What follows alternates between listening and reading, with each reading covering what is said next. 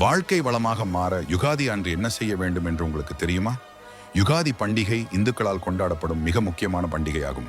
யுகாதி பண்டிகை தெலுங்கு வருடப்பிறப்பாக கொண்டாடப்படுகிறது. ஆந்திரா, தெலுங்கானா, கர்நாடகா, மகாராஷ்டிரா உள்ளிட்ட பல மாநிலங்களில் இந்த பண்டிகை வெகு விசேஷமாக கொண்டாடப்படுகிறது. யுகாதி பண்டிகை நாளில் அதிகாலையில் எழுந்து எண்ணெய் குளியல் செய்து புத்தாடை உடுத்தி அன்றைய நாளில் குடும்பமாக இந்த நாளை கொண்டாடுவது வழக்கம். 7 வகை ராகங்கள் பாடி தெய்வங்களுக்கு புளியோதரை, பாயசம், போலி போன்ற உணவு வகைகளை படைத்து வழிபடுவது மக்களின் வழக்கமாக உள்ளது.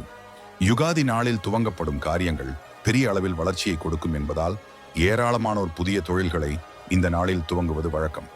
வீடு கட்ட துவங்குவது, நிதி சார்ந்த தொழில்கள் இந்த நாளில் பூஜை செய்து துவங்கப்படும். யுகாதி அன்று பொதுவாக வீடுகளிலும் தொழில் செய்யும் இடங்களிலும் பூஜைகள் நடத்துவார்கள். ஆனால் வாழ்க்கை சிறப்பாக அமையவும் வளமானதாக மாறுவதற்கும் இந்த நாளில் தீமைகள், தடைகள் அகன்று வளர்ச்சி ஏற்பட வேண்டும் என்பதால் சிவபெருமானை வழிபடுவது சிறப்பானதாகும். யுகாதி நாளில் எந்த சுப காரியங்கள் செய்தாலும் அதன் நன்மைகள் பெருகும் என்பதால் இந்த நாளில் சிவ வழிபாடு செய்தால் அதன் பலன் பல மடங்காக பெருகும் என்பது ஐதீகம். யுகாதி நாளில் பிரம்ம முகூர்த்த வேளை அல்லது 6 மணிக்கு முன்பாக அல்லது சூரிய உதயத்திற்கு முன்பாக வீட்டின் பூஜை அறையில் 5 விளக்குகள் ஏற்றி வைக்க வேண்டும். மஞ்சள் அல்லது சாணத்தால் பிள்ளையார் பிடித்து வைக்க வேண்டும். வெள்ளை எருக்கு பிள்ளையார் எப்போதும் வீட்டில் வைத்திருப்பது வீட்டில் உள்ள தீய சக்திகளை விரட்டும் என்பதால் வெள்ளை எருக்காலான பிள்ளையாரையும் வாங்கி வைத்து வழிபடலாம்.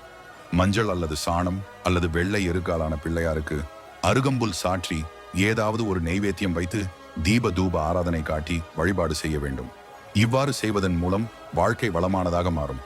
அனைவருக்கும் தினமொரு டிவோட்டீஸின் இனிய யுகாதி பண்டிகை நல்வாழ்த்துக்கள்.